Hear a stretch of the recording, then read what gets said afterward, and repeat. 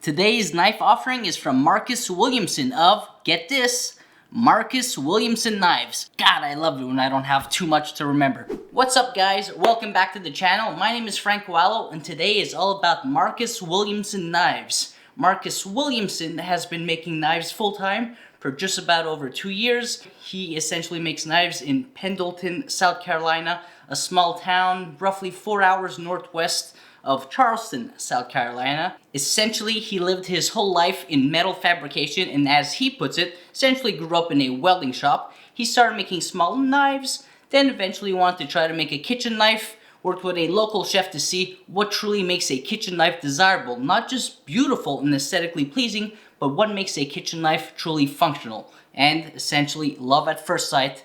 That's what he's been making ever since. He's really specialized in kitchen knives and in making truly high performance knives. And so today's offering is he sent me a gorgeous, well, you will see, but he did send me a gorgeous 6-inch chef's knife, a little bit of his flagship model. It's the knife that sells the most, and so I'll get to unbox it, give you my impressions on the unboxing, then we'll try it and we'll come back and talk about the knife performance. So what do you say we get straight into the unboxing? By the way, if you do like to learn more about knifesmiths outside of Japan, I do have a playlist just for you right up here or in the video description below. Now let's get to unboxing.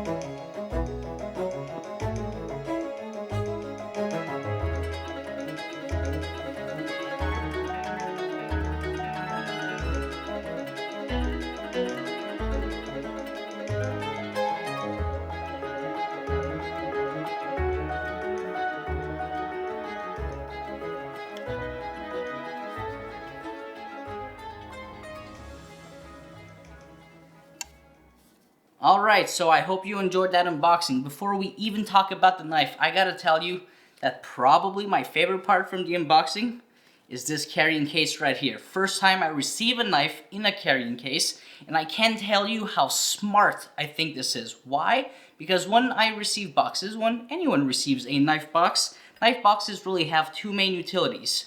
You put them away when they're empty, if you're anything like me, because if you're going to resell something, I think that it increases the value of the product you're selling by keeping the original box, or also like me, maybe you just like to hoard boxes.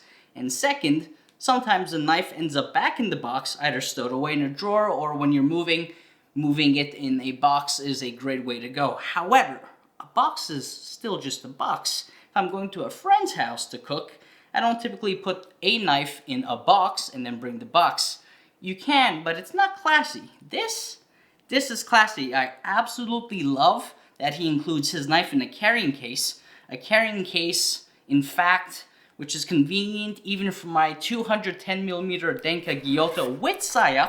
It fits just about right. It's a little tight, but it does fit. And so if ever I go to my buddy's house and I want to bring my favorite knife, which you all know is that Denka Gyuto, I can just swap it. I can put just about any knife that's roughly 210mm plus a saya in this carrying case.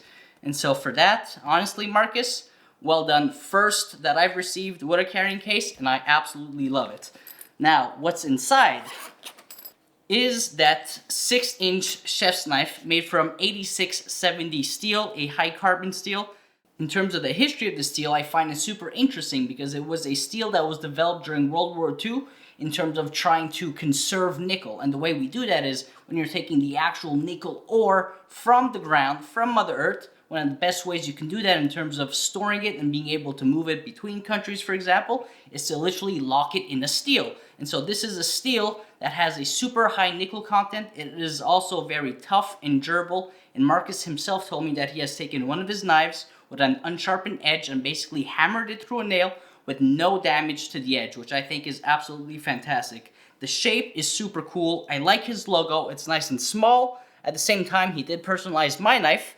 And there you go. First time I have my initials on a knife. Now I've had my family name in kanji on a knife, but never Frank Wallow. So super cool. And let's talk about this handle for a second. This handle I think is absolutely gorgeous. It's my first full resin handle, and as you can tell, it's a swirly green handle. It's very vibrant. It goes quite well with my fleece.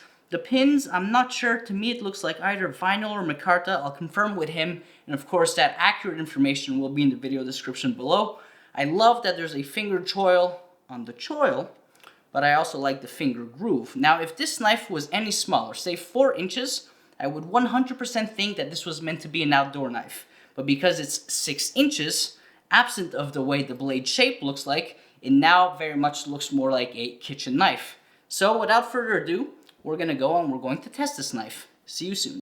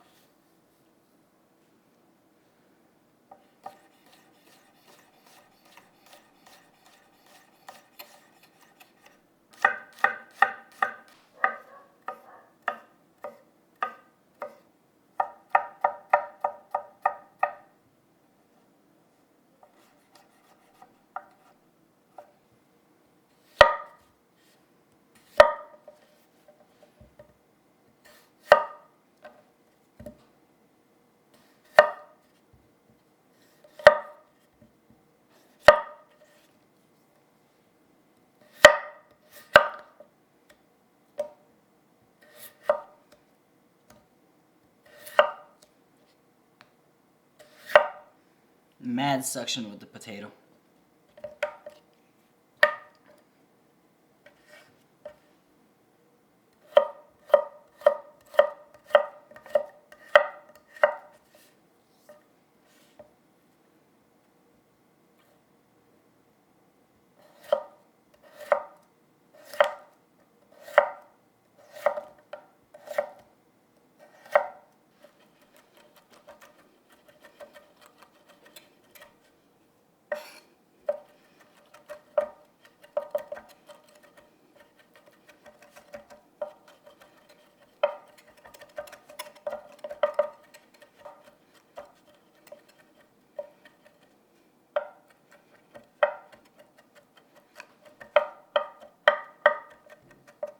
So, what did you guys think? That was a super fun knife demo for me as the user. As he says, 6 inches is a little shorter than most people would typically be used to, but for the home chef, this was a very, very comfortable size to work with. In terms of blade finish, it has a fairly coarse belt grinder finish, unidirectional, which is very common with these type of knives, and quite personally, I think it suits the knife very, very well. Great belly profile, was great to rock for something like the capers, the garlic.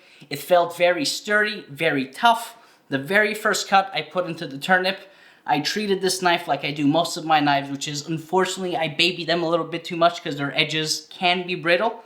So my first cut with this knife felt a bit uncomfortable because I was just expecting the knife to do the work for me. I was afraid I might be digging into the board a little bit too aggressively, but that first cut didn't feel right. And so I went from holding it Western style, as you know, one would think you can hold this because of the finger notch, and then just went pinch gripped it, slid my middle finger in that finger choil, felt much more comfortable, and I committed more to my cuts, and that's when the knife became a whole lot more interesting to use. For something like the potato, as you saw, there was not a great deal of food release. In fact, it stuck quite well, but for just about anything else, even for the tomato test, I found this knife to just slide through ingredients effortlessly with ease. But the biggest thing to me again was the comfort. The other thing is, with the handle being resin, what I hadn't thought about initially during the unboxing, but I've now experienced over the past few weeks, is in Edmonton, as you can tell, it's very cold. But because there's no metal, because there's no wood on the handle, there's no movement of materials. It doesn't matter if it's cold or hot. A full resin handle means that essentially as it leaves his shop will arrive in your house the same way. No swelling, no constricting. And so for that, I never thought I'd want a resin handle. But man, this handle is a blessing in disguise in that sense, because so many of my handles, even if they're full wood handles, will change over time because of how dry it is in Edmonton. And really there's not a whole lot of moisture even in the summer, to be honest. So in conclusion, this is a very attractive looking knife. You all know I am obsessed now with this carrying case and will be using it very often. The knife in itself, used it for about an hour one straight. No discomfort at all, super comfortable. Resin handle, something I never thought I'd want, but I like it quite a bit. I like some of his stylish design choices, like the slightly angled butt. A finger notch, which to me really makes me feel like I'm in the outdoors, but you all know I love the outdoors anyways. A knife that is tough, that I do not need to baby. The only thing I would say, and you probably noticed it in the food demos, I typically have a habit anyways, whether I try or not, to cut slightly at a right angle.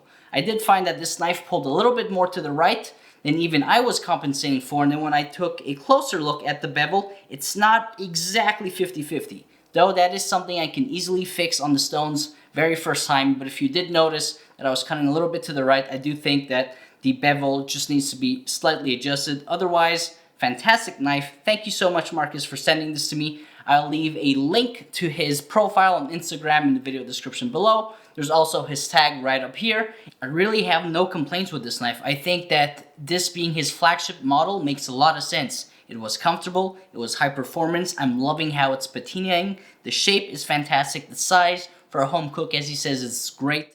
Of course, it's going to have its limitations sometimes with size, depending on what you're cutting, or even just blade cutting surface, right? It having a swooping belly, a curving belly, as much as it does, you don't always have a large cutting surface on the board. That being said, if you needed to own one kitchen knife, absolutely, I think this could pretty much do it all. So thank you so much, Marcus, for sending me a fantastic knife, one that I really have very little feedback to give you on, because I think you've created something that's really excellent. Now, if this is a knife that you are interested in purchasing, I believe that a knife like this size with this type of handle will go anywhere from 250 to 280 USD, which quite honestly is a very good price for a knife that is handmade, high performance, and has a great, tough, high carbon steel. If you guys enjoyed this, please consider subscribing and liking this video and sharing with your friends. And until next time, stay sharp.